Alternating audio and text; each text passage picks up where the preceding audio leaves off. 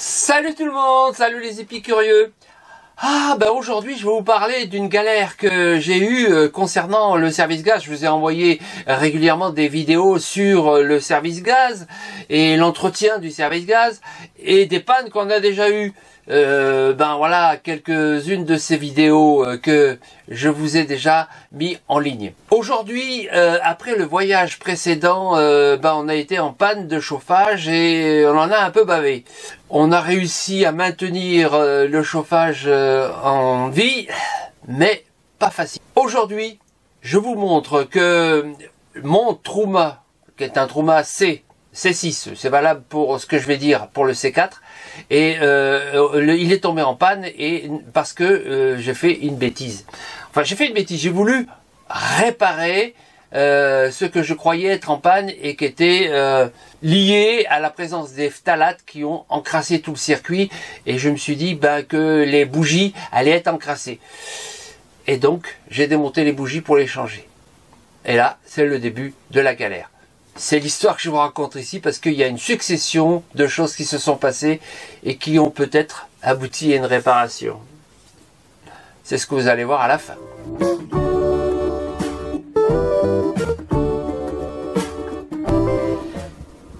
Dans mon camping-car, le Truma est situé dans le coffre de la dinette.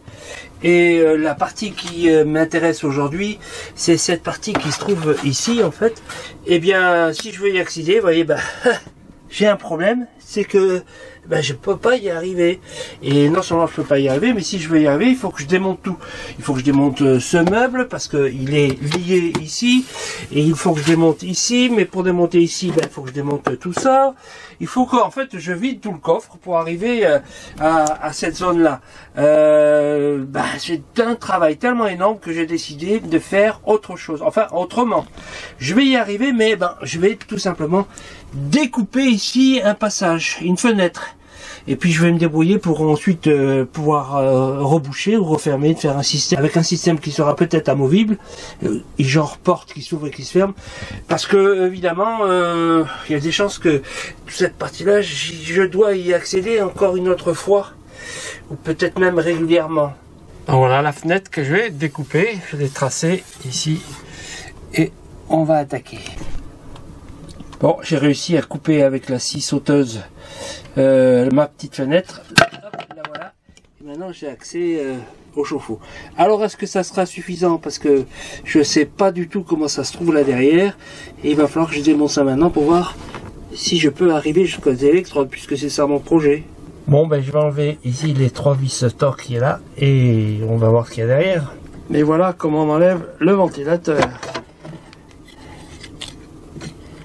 Bon, si jamais il est grillé, vous savez comment faire. Ceci dit, c'est pas mon projet principal, puisque moi je veux aller jusqu'aux électrodes. Et les électrodes, il faut aller les chercher. L'arrivée de gaz étant ici,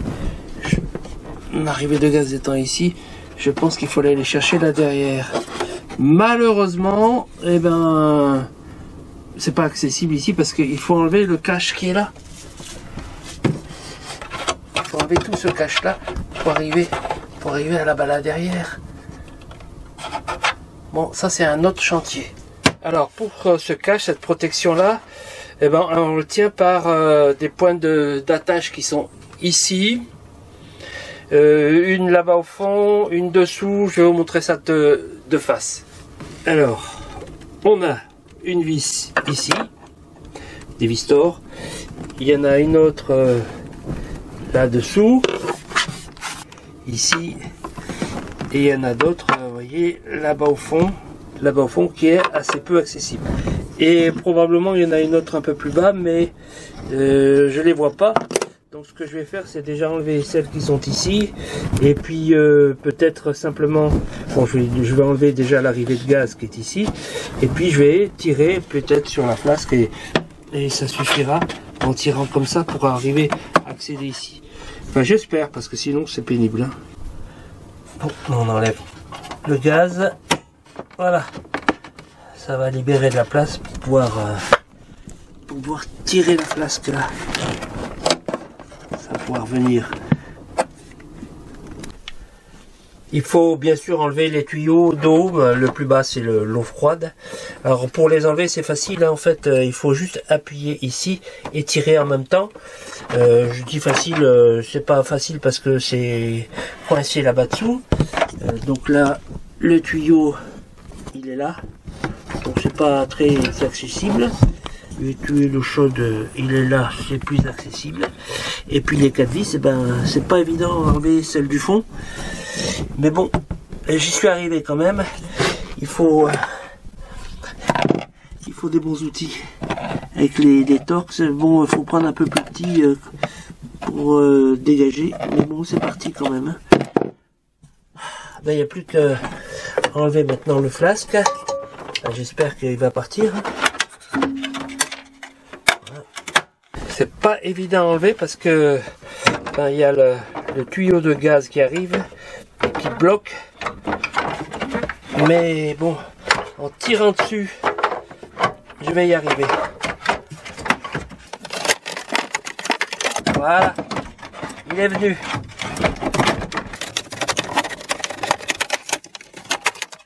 Et voilà, j'y suis arrivé. Et maintenant, j'ai accès à ce que je cherche. C'est-à-dire toute cette zone-là. Il va falloir que je démonte tout cet ensemble-là. Il va falloir que je démonte tout cet ensemble-là. Parce que c'est là derrière que se situent les électrodes.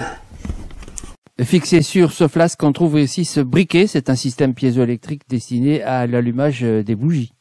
Voilà, c'est une pièce qui est facile à changer aussi. Et après, il y a les vis qui sont là à enlever. Il y en a encore en dessous. Et je vais voir si je peux pas enlever cette plaque. Bon, une fois qu'on a enlevé la dernière vis qu'elle a,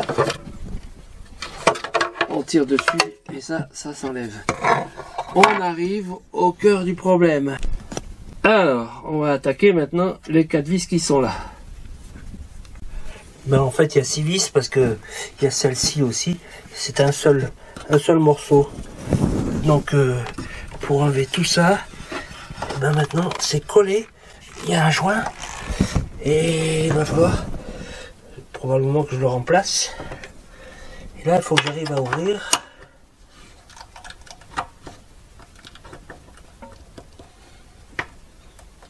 Voilà, il faut que je décolle tout le tour. Bon, il faut enlever tout ça. Ça vient.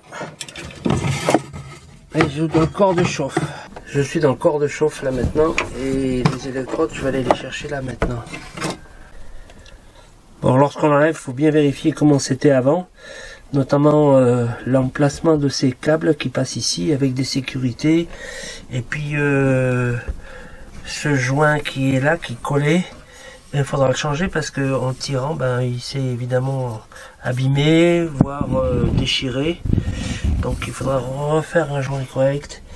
Et là, j'ai une petite mésaventure maintenant, c'est que cet ensemble-là, je peux pas le retirer parce que la fenêtre que j'ai fait, elle est pas assez grande pour pouvoir le tirer à l'extérieur. Ça bloque là et ça bloque là.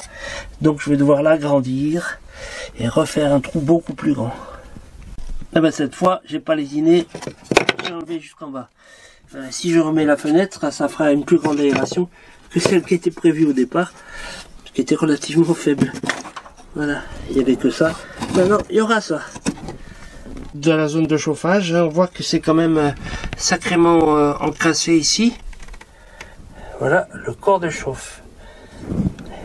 Avec les phtalates qui sont venus s'installer ici, qui ont bien cramé tout. Notamment le joint qui a lâché. On peut voir ici très nettement l'encrassement qu'il peut y avoir à cause de ces huiles qui finissent par brûler à l'intérieur du conduit. Et là, elles ont carrément coulé ici et elles ont grillé le joint qui est là. Et ce joint, il est plus là, il est plus présent. C'est donc embêtant et même peut-être dangereux. Donc je vais le remplacer évidemment et je vais aussi nettoyer. L'intérieur est propre. La cheminée est propre aussi, mais là, les huiles se sont entassées et ont carrément dissous le joint ici en caoutchouc. Le nettoyage se fait à l'alcool. Voilà, avec un chiffon imbibé, je vais tout nettoyer, remettre d'aplomb et remettre propre avant de remettre le nouveau carter avec, avant de remettre le carter avec son nouveau joint. Là, c'est pour vous montrer la coulure qu'il y a depuis les injecteurs. Et je vois bien la coulure ici, qui est la cause de peut-être de ma panne. Hein. En tous les cas, ce sont bien les injecteurs qui envoient les phtalates qui se sont entassés ici, que j'ai nettoyé plus ou moins, mais bon là, j'arrive même pas à l'enlever. Hein. C'est incrusté dans l'alu. Mais bon, c'est déjà propre là, par rapport à avant. Je vais finir de démonter hein, et voir ce qu'il en est là-dedans. Bon, c'est quand même sacrément sale. Hein. Bon, au bout de 5 ans de chauffage, ça s'est encrassé. Là, il y a aussi les électrovannes qu'il faut vérifier. Donc, il y en a 2 qu'il faut vérifier. Malheureusement, ma foi, il faut le faire en situation de tout avoir remonté, parce que sinon là ça peut pas fonctionner. Remarquez ici la place de l'injecteur ici qui va envoyer le gaz ici et qui est sacrément encrassé. Et donc là c'est une cause de panne, souvent à cause des phtalates qui viennent de boucher en fait les injecteurs. Voilà, il faut donc envoyer ici par là éventuellement la pression, mais il faut que les électrovannes soient ouvertes, ce qui n'est pas évident ici pour nettoyer. Donc soit on démonte tout, ce qui n'est pas possible parce que il faut que je démonte vraiment tout le matériel lui-même, le chauffage dans son entier, et donc je ne vais pas le faire ici, sachant que je sais qu'elle fonctionne puisque je l'ai déjà testé une fois monté, ça fonctionnait correctement. Voilà, c'est juste pour vous dire, voilà, il y a voilà une cause de panne aussi, c'est l'électrovanne. Enfin là c'est rien d'autre qu'un tube ici, c'est rien d'autre qu'un électroaimant qui se déclenche ici. Hein. Donc on peut tester avec un gros aimant pour voir si ça l'ouvre ou pas. Bon, pour récupérer les électrodes, il faut débrancher là, débrancher là, débrancher là, et on part avec toute la colonne. Ah, voilà la bête, je suis pas mécontent de l'avoir attrapée. Allez, il ne reste plus qu'à aller chercher maintenant en dévissant ici les vis. Mais je vais faire ça à l'atelier parce que là je suis le dos cassé. Allez, encore 3 vis à enlever.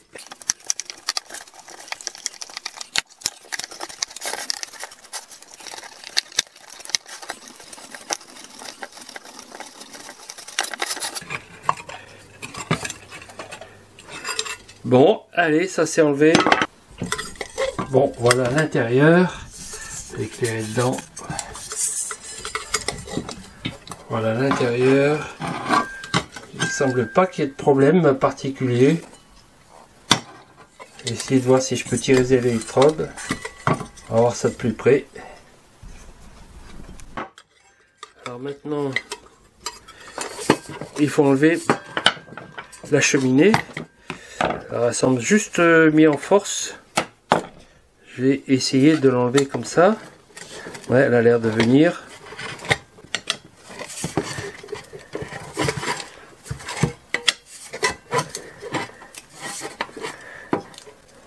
Ah, il y a un joint. Évidemment. En tous les cas, il y a quelque chose qui a collé dedans. Ça s'enlève pas facilement.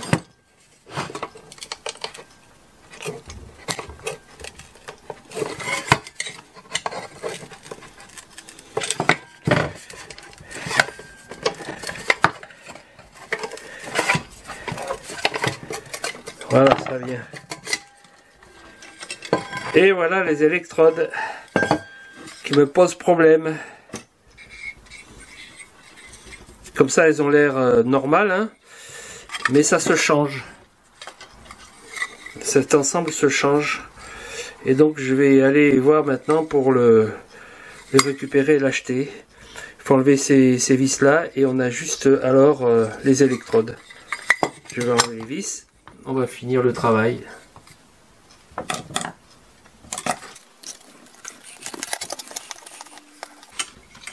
Ce qui permet de déplacer les électrodes. Voilà, on peut les enlever une à une. À moins que tout ceci se change. Je vais quand même aller voir d'abord avant et puis je verrai ce que je fais. Soit c'est les électrodes une à une. Elles sont pas pareilles, hein, donc faut se méfier. Il y a des angles à respecter parce que là, pour que l'étincelle se fasse, il faut que ça soit à une certaine distance. Et donc il ne faut pas faire n'importe quoi. À suivre. Et bien voilà, j'ai reçu le colis. Le kit complet qui contient les électrodes, le joint qui va venir là, et puis il y a même le carter complet. Donc je pensais pas le recevoir, mais c'est pas plus mal parce que après tout peut-être qu'en chauffant il peut se voiler. C'est peut-être pour ça que ici ça coulait. Peut-être que parce qu'il était voilé. Bref, j'en ai deux et pour le même prix. Alors ça m'a coûté au total ce kit 85 € plus le port. J'ai dû payer 91 €. Donc je vous mets dans le lien, je vous mets le lien ici. Enfin, je vous mets le lien dans la description pour le cas où ça peut vous intéresser. Il y a tous les joints, même ici le joint de l'électrovan avec les deux vis et le joint qui va avec. Mais bon, je ne vais pas démonter l'électrovan. Peut-être pas, peut-être que oui, mais pas pour l'instant. Une fois le colis ouvert, j'ai bien les 3 électrodes qu'il faut. Vous remarquez qu'il y en a une qui est un peu plus courbée que les deux autres, c'est celle-ci. Donc celle-ci, c'est les mêmes angles, elles vont aller là, de ce côté-là. Et celle-ci, c'est celle qui va aller là. Il y a 2 joints fournis. Il y en a un qui va aller ici, parce qu'en fait, le joint est là, pour la cheminée. Donc ça je comprends, mais ils sont complètement identiques et surtout ils sont pas à la dimension de ceux-là. Alors je sais pas ce que ça veut dire. Est-ce que ce sont des joints qui se suffisent ici? On dirait que oui. On dirait que oui. Donc j'ai pas besoin de mettre le joint qui est là parce que celui qui était là, qui était abîmé, je l'avais bien nettoyé, hein, mais celui-là, il avait l'air d'être amovible et celui-là non. Donc dans les éléments nouveaux, je pense que ça, j'ai pas besoin de mettre de joint ici. En fait, il n'y a pas besoin de mettre un joint ici. Ce joint-là, c'est le joint qui convient. Il n'est pas amovible comme les précédents. Et c'est tant mieux, d'autant que là c'est une partie femelle et que de l'autre côté il y a une partie mâle. Donc c'est la partie mâle qui va venir ici faire la jonction et l'étanchéité. Bon, je vais passer au changement des électrodes. Bien que celles-ci me paraissent pas du tout abîmées ni encrassées, mais peut-être que c'est quand même une cause de panne parce que peut-être que ça correspond en fait à l'étincelle qui se fait mal ici ou pas du tout parce que bon, ça marche de temps en temps quand même, mais pas tout le temps. Ou alors c'est le briquet, le petit plastique vert qu'on a vu dans la vidéo et qu'il faut changer. Ben pour l'instant je vais changer ça et si jamais c'est nécessaire, je changerai le briquet. À part que le briquet coûte quand même assez cher, hein, 100 € je crois. Bon, alors on va démonter ça, c'est pas compliqué, il faut dévisser ça. Il faut l'enlever en faisant attention de ne pas casser la bougie, surtout quand je remettrai. Et puis et remettre la connexion ensuite correctement ici, quand on sera dans la réinstallation. On remarquera aussi qu'on ne peut pas se tromper dans les bougies. Parce que vous voyez, elles ont un moyen de se fixer ici, avec une patte de fixation, qui est dans ce sens ici, et qui est différente pour l'autre. Donc vous voyez que là, les valeurs angulaires ne sont pas les mêmes. Celle-ci, elle n'est pas comparable non plus puisque c'est pas la même électrode avec le même angle. Donc on peut pas se tromper de sens. Hein. Donc là, il suffit de dégrafer ici et de retirer la bougie en tirant comme ça. Voilà, une fois que tout est dégrafé, il n'y a plus qu'à tirer.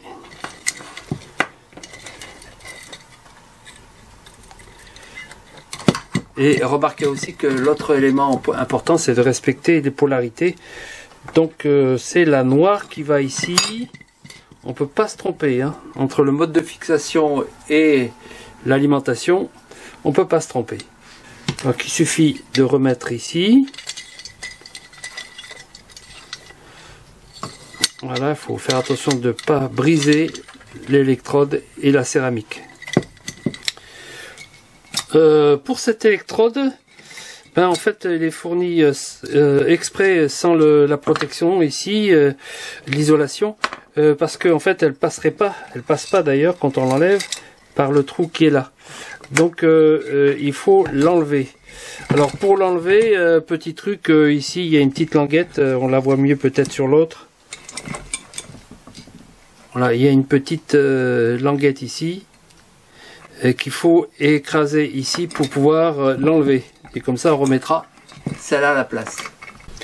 Pour enlever la protection, en fait il faut prendre un tout petit tournevis, l'enfoncer ici, ce qui écrase la pâte, et du coup on peut tirer. Et voilà, donc j'ai récupéré ça pour le mettre dans l'autre. Enfin l'autre joint qui est fourni dans le kit, c'est le joint qui va ici.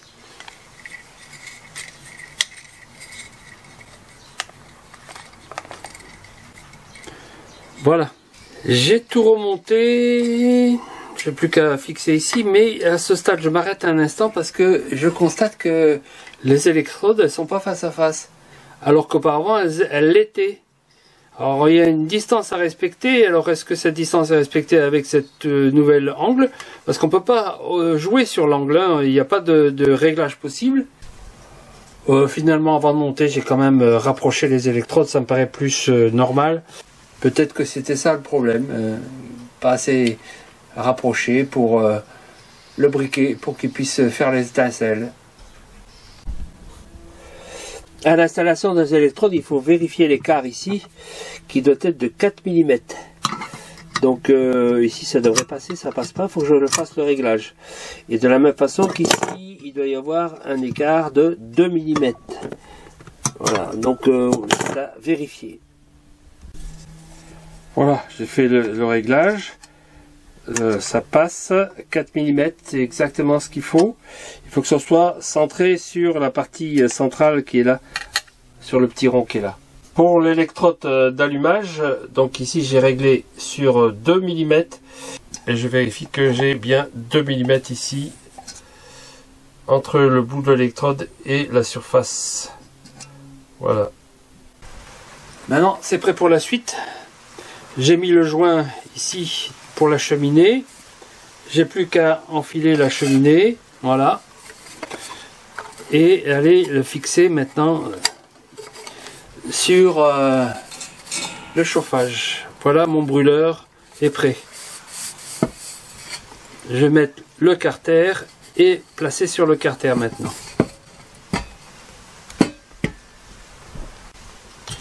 Alors pour le carter, c'est pas compliqué, on peut pas se tromper. Vous voyez ici la forme qui est là. Il y a 3 vis à mettre. Et ben, on peut pas se tromper, il n'y a que cette façon-là de le mettre. Voilà, j'ai plus qu'à remettre les 2 vis là et la 3e de l'autre côté en serrant bien fort. Voilà, parce qu'il y a actuellement il y a le joint qu'il faut pousser en fait. Le joint qui est là. Et que je vais écraser en mettant les vis.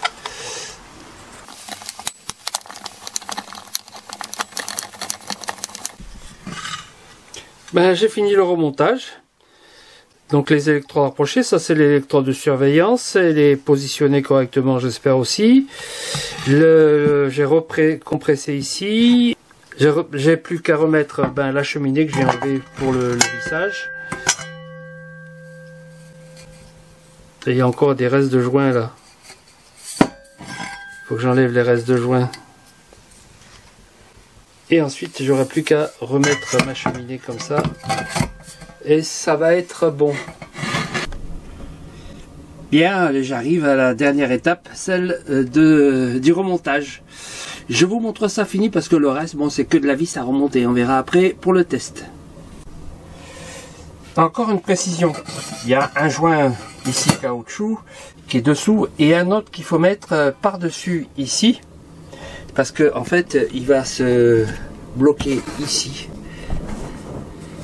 Là, il va permettre l'étanchéité ici. Encore une dernière remarque avant le remontage. Si vous changez votre capteur thermique, vérifiez que c'est le bon. On l'en trouve facilement sur internet. Ça coûte quand même 115 € ce machin. Voilà le kit que j'ai reçu et on vous donne évidemment tout ce qu'il faut pour faire la bonne connexion. Alors moi je vais pas utiliser tout ça parce que tout ça c'est à l'origine, si c'est déjà pas installé, moi c'est déjà installé, je vais juste remplacer ça et ça, c'est tout. Alors les 3 fils qui sont là, et c'est les 3 fils qui sont normalement là. Et donc je vais me contenter de les couper et de les souder ici pour les remplacer. Parce que ça, je sais pas si c'est ça qui est mauvais, mais ça c'est une cause de panne et de blocage de la carte électronique. Donc je préfère le changer. On pourra remarquer que celle d'à droite, c'est celle qu'il y avait avant et qui est un peu cramée quand même par rapport à la nouvelle neuve, la verte. Donc si vous changez, vérifiez aussi la couleur parce que c'est important pour l'équivalence des produits. Et vous voyez que je trouve qu'il y en a une qui a quand même souffert. Donc ça mérite de la changer. J'ai coupé les fils qu'il y avait avant, j'ai ressoudé entre eux, j'ai mis ici une protection isolant thermorétractile et puis maintenant je vais mettre les gaines qui sont ici, qui sont des protections aussi thermiques. Je vais les sangler avec d'ailleurs les colliers qui sont donnés avec et je vais tout remonter. Bon voilà, j'ai enlevé l'ancien thermostat. Donc ça c'est une plaque d'amiante, de quelque chose d'équivalent que j'ai et qu'il faut placer ici, en respectant le T, la forme de l'objet. Voilà, se place bien au fond et maintenant je vais mettre le thermostat par-dessus. Alors pour mettre cette protection là, enfin on peut pas se tromper, hein, il y a un détrompeur en fait ici, voilà, donc ça se met dans le trou. Je le fais d'une main, donc pas terrible. Je vais le faire avec les 2 mains et je reviens. Là, il faudra le renfiler ici dans l'emplacement qui est là. Et quand on resserre bien cette partie là qui doit être étanche, hein, c'est là où il y a le brûleur. Vous voyez que quand on serre, on voit que le joint est écrasé et c'est ce qu'il faut. Alors, vous inquiétez pas si vous le voyez un peu trop écrasé, c'est que en fait, c'est réversible, c'est-à-dire que là, je l'ai déjà démonté et remonté et il revient en place en fait, hein, il se remet en place. En tous les cas, là, c'est sûr, c'est que là, c'est étanche et c'est ce qu'il faut. Soyez attentifs à bien mettre correctement tous les éléments qui sont là, qui préservent l'étanchéité. Voilà, ça doit être une sonde en fait, et ça c'est le branchement des électrodes. Une fois tout remonté, vous pouvez vérifier que votre capteur de température est bien positionné. En fait on le retrouve ici, il est là à l'intérieur, alors ça se voit pas bien mais il est là, je le touche et vous voyez, je peux le faire bouger de l'autre côté. Donc là, il est positionné de telle façon que il capte bien la température de l'air. C'est une protection pour éviter que l'air qui est ici réchauffé soit pas trop élevé et ça bloque, comme on l'a déjà dit, la carte électronique. Voilà, donc ça c'est la partie maintenant que je vais monter, c'est la partie ventilateur ici. Et après je continuerai avec le flasque ici. Bon, après avoir revissé le carter, on remet le ventilateur. Sans oublier ce joint qui est un peu mobile mais qu'il faut bien remettre. Et bien sûr, il faut remettre l'alimentation. On peut alors finir l'installation de toutes les alimentations. Ça c'est l'alimentation de l'électrode de surveillance et ça c'est le briquet, donc avec la même position que j'ai trouvé au départ, le noir au milieu et le blanc au bord. Et ça va se fixer sur le flasque qu'on va mettre maintenant ici. Alors on va mettre un premier flasque ici, ce qui va me permettre de faire les premiers tests. L'étape suivante, et c'est avant de mettre le ventilateur, c'est de remettre ce flasque là et de remettre les 6 vis qui sont nécessaires parce que ça va jusque là-bas sur le ventilateur qui est là. Donc il y en a 2 autres moins accessibles ici qui me manquent à mettre ici. Et une fois que j'aurai fait ça, je n'aurai plus qu'à remettre le ventilateur. L'étape suivante, avant les essais, parce que bon, il y aura tout le reste à monter par-dessus, c'est d'installer le briquet ici. Alors ça fait partie des pièces qui peuvent tomber en panne aussi, comme l'électrovan ici, bien qu'il y en a deux ici, hein. Une pour l'eau chaude et une pour le chauffage, j'imagine. Bon, la cause de panne aussi, ça peut être ce ventilateur, ou ça peut être aussi celui-ci, qui est celui de la ventilation de chauffage. Alors, je sais pas si on voit bien, voilà. Donc voilà, un ventilateur, un autre ventilateur, le briquet, l'électrovan, et évidemment l'arrivée du gaz qui est ici, que je vais remettre, l'arrivée du gaz qui est ici, avec le problème des phtalates qu'il faut surveiller. Allez, je vais remonter le gaz et on passe aux essais. Ah, ça se met en marche. Super, c'est réparé. La ventilation se met en marche. On va voir si ça s'allume. Parce que pour l'instant tout va bien. J'ai pas de voyant qui s'allume. Ça a l'air d'être ok, hein.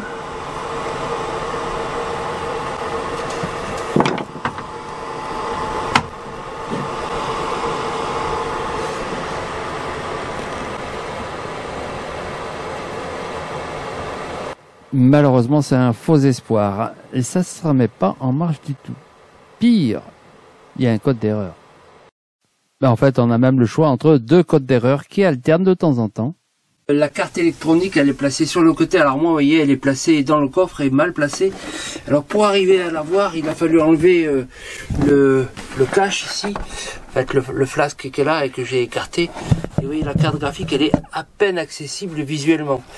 Alors pourquoi il faut accéder à la carte électronique? Eh bien tout simplement parce que des fois elle tombe en panne et il faut vérifier notamment ce voyant là qui est vert quand ça s'allume et qui devient rouge quand il y a quelque chose qui va pas, et notamment lorsque la carte se bloque pour des raisons diverses, et notamment pour celle que j'ai ici avec une détection dangereuse qui a déclenché le blocage. Alors, on va pas voir directement, vous voyez là c'est vert.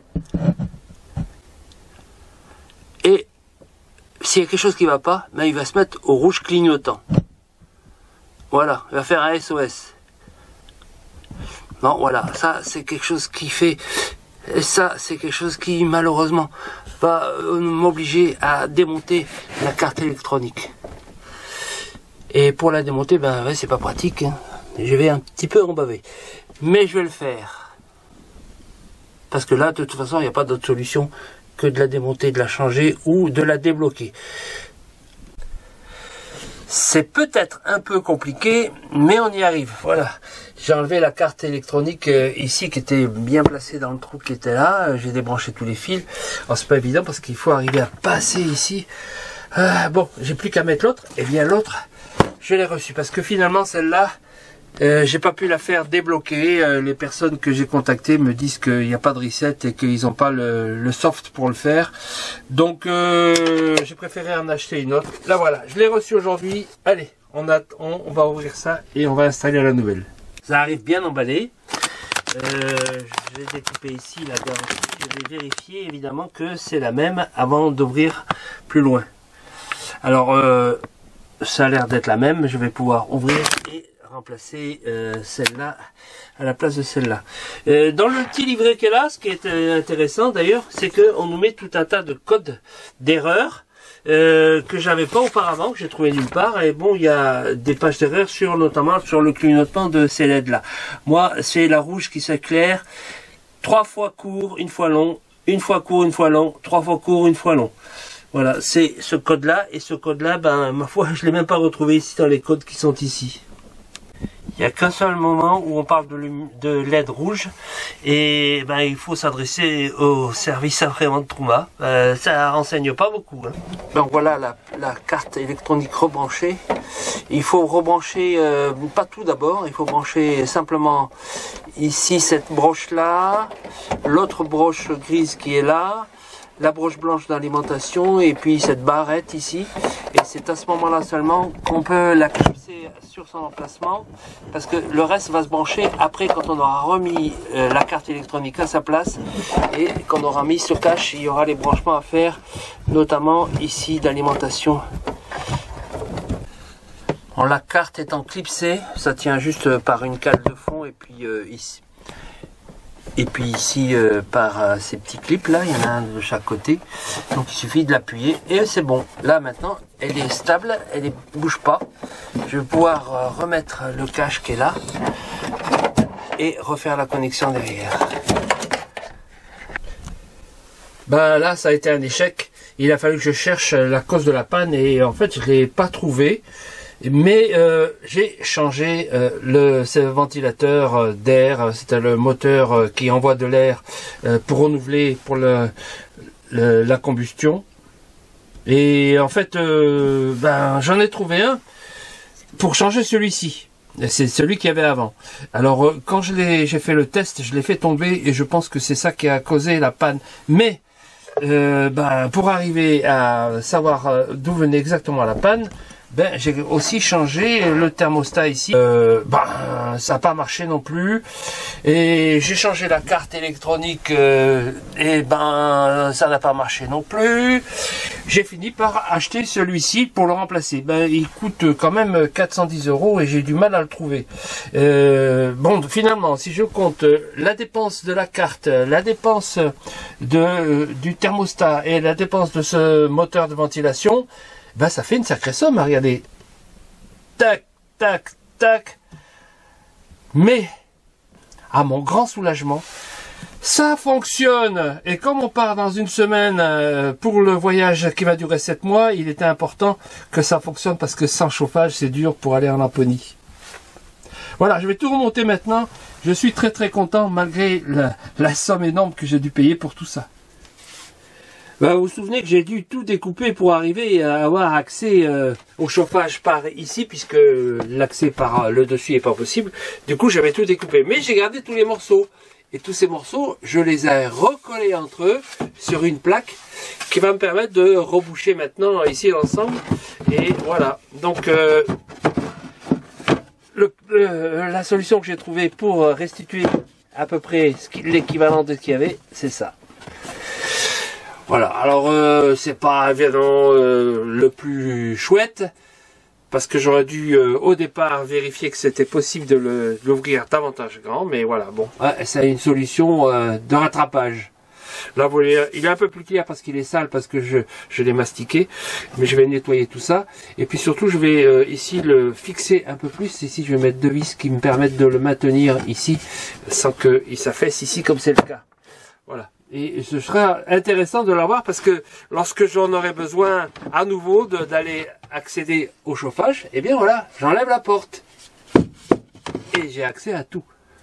Bon, vu de l'extérieur, ça donne ça. Et vu de l'intérieur, ça donne ça. C'est plaqué, donc ça me laisse de l'espace pour mettre les flasques ici. Et de le démonter facilement parce qu'il y a juste 2 vis ici. Et puis je vais mettre un petit pivot en bas pour éviter que ça puisse... pour éviter que ça pousse ici comme ça. Allez, on va lancer l'ultime test. Je vais mettre le chauffage. Alors je vais le régler à 20 par exemple, histoire de le voir démarrer, ou même à 23. J'appuie, il se lance. On va voir si ça marche ici. Normalement, le ventilo qui est là va se mettre en marche. Voilà. Ce qui va déclencher celui-ci. Voilà. Et maintenant, on va entendre l'étincelle derrière là. La valve, l'électrovanne s'ouvrir. On va l'entendre, cloc. Elle est là derrière.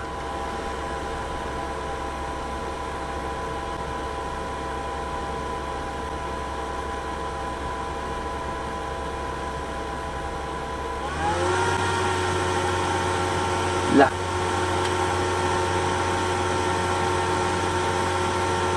Voilà. Maintenant la flamme. Et voilà. Fonctionne impeccable.